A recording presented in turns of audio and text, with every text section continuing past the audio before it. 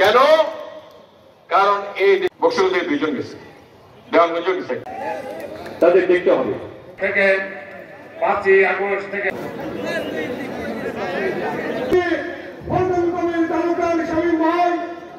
জিন্দাবাদ, তারেক রহমান জিন্দাবাদের দায়িত্বে স্বয়ং সম্পূর্ণ ছিল জন্য অনুরোধ জ্ঞাপন করছি সিনিয়র ওই আর 3 মাস 4 মাস 5 মাস ধরে দিতে পারবেন না, মা বোনেরা পারবেন না, পারবেন।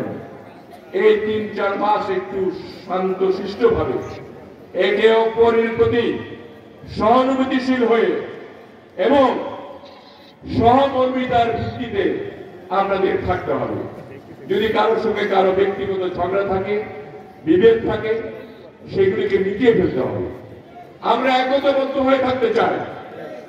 বক্সিগঞ্জ দেওয়ানগঞ্জের মানুষ এক মানুষ, এবং এখানে যা হবে আমার সময় দেওয়ানগঞ্জে ডাকবাংলা হয়েছে, আমরা বক্সিগঞ্জে কামালপুরে ডাকবাংলা করেছি। দেওয়ানগঞ্জে রাস্তা হয়েছে, এখানে একটি রাস্তা করেছি। দেওয়ানগঞ্জে ব্রিজ হয়েছে, যে ব্রিজের মাধ্যমে বক্সিগঞ্জের সঙ্গে কানেকশন সেটা করেছি। এবং নিরক্ষায় মানুষ কোনদিন ওই বিলের ওই পারে যেতে পারত না, সেই রাস্তাটা আমরা করেছি। শাদিমারার ব্রিজ, মেরুচর ব্রিজ, এগুলি পরে মডেল স্কুল দুটা দেওয়ানগঞ্জ বক্সিগঞ্জ সমান সমান। সমতার ভিত্তিতে, সাম্যের ভিত্তিতে আমরা জাতীয়তাবাদী দলের যিনি এখানে নির্বাচিত হবেন, আমি যদি নির্বাচনে মনোনয়ন পাই, আমি যদি নির্বাচিত হই, বিগত দিনের মতো সমতার ভিত্তিতে দ্রুততম কার্যক্রমে উন্নয়ন কাজ চলতে থাকবে ইনশাআল্লাহ। একটু আজান দিচ্ছি, আমরা 1 মিনিট বন্ধ করি, এরপরে কথা বলি। বাংলাদেশে নির্বাচিত সরকারকে শেখ হাসিনা হটিয়ে দিয়ে অনির্বাচিত মঈনুদ্দিন ফখরুদ্দিন সরকার গায়ে করেছিলেন।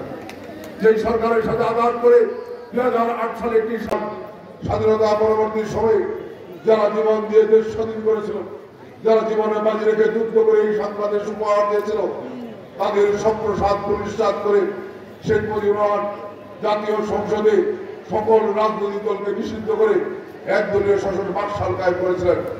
প্রিয় ভাই আমার, এই বাংলাদেশকে তাদের দলীয় এবং পারমাণবিক সম্পত্তিতে রূপান্তরিত করেছিলেন। পরবর্তী সময়ে এই জাতির মুক্তির অনিবার্য পরিণতিতে জিয়া রহমানের রাষ্ট্রীয় ক্ষমতায় প্রতিষ্ঠিত হয়ে সেই একদলীয় শাসন 5 সালে ভেঙে দিয়ে বহুদলীয় গণতন্ত্র প্রবর্তন করেছিলেন। পারিবারতন্ত্র ভেঙে দিয়ে এই বাংলাদেশের মালিকানা বাংলাদেশের জনগণের কাছে তুলে দিয়েছিলেন। এটাই আমাদের গর্ব, এটাই আমাদের অহংকার।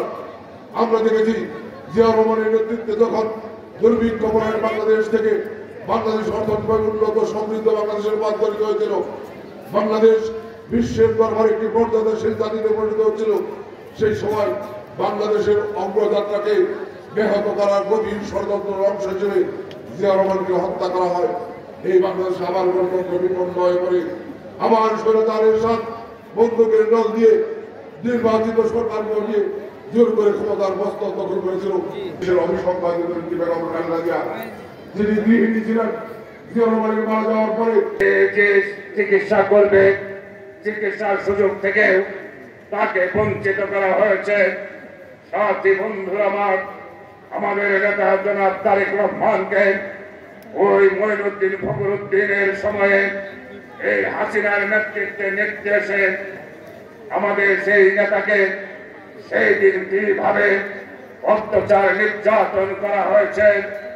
আমাদের মাঝ থেকে আমাদের আরেক ভাই আরাফাত রহমান কোকো চিরতরে বিদায় নিয়েছেন। এই শেখ হাসিনা সরকারের অত্যাচারের কারণের জন্য সেই দিন আমাদের ভাই আরাফাত রহমান কোকোকে ফ্যাসিস্ট সরকার একদলীয় শাসন ব্যবস্থা কায়েম করেছে। জামালপুরের আমাদের সকলের প্রিয় নেতা জনতা জনাব অ্যাডভোকেট ওয়ারেস আলী মামুন সাহেব মঞ্চ বসতে জামালপুর থেকে আগত বিএনপির সকল পর্যায়ের নেতৃবৃন্দ, এই বক্সিগঞ্জের থানা এবং পৌর শাখার কাউন্সিলর ব্রিগেড বৃন্দ, বিশেষ করে জাতীয়তাবাদী যুবদল বক্সিগঞ্জ উপজেলা ও পৌর শাসক গতকালকে সহযোগী সংগঠন পৌর বিএনপি সভাপতি কবির তালুকদার ভাই স্বামী ভাই উপস্থিত জামালপুর থেকে মামুন ভাই এবং ছাত্রদলের নেতৃবৃন্দ এবং যুবদল নেতৃবৃন্দ তার সফর সঙ্গী জ্ঞান গোষ্ঠীকে আগত সম্মানিত সভাপতি সাধারণ সম্পাদক সাধারণ সম্পাদক এবং স্বেচ্ছাসেবক যুবদল স্বেচ্ছাসেবক ছাত্রদল শ্রমিক দল সবাইকে আমার সালাম আসসালামু আলাইকুম। বক্তব্য দেওয়া শেষে সভাপতির কোনো বক্তব্য থাকে না, আমি দুই একটি কথা বলবো। কারণ আমাদের বক্সিগঞ্জ দেওয়ার মধ্যে মানুষের নেতা এম রশিদুজ্জামান মিল্লাত ভাই, উনি বক্সিগঞ্জের বিএনপি আওয়ামী লীগ কি করেছে উনি তার সবই দখল করে আছে।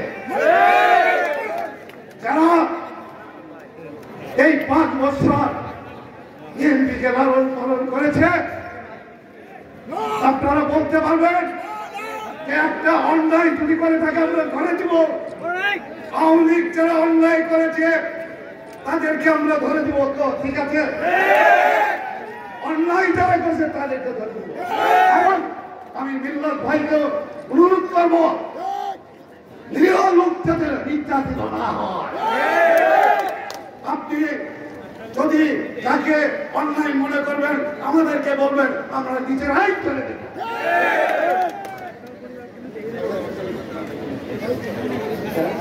জামালপুর এবং সিনিয়র নেতৃবৃন্দ রয়েছেন, আমি তাদের জ্ঞাতার্থে বলতে চাই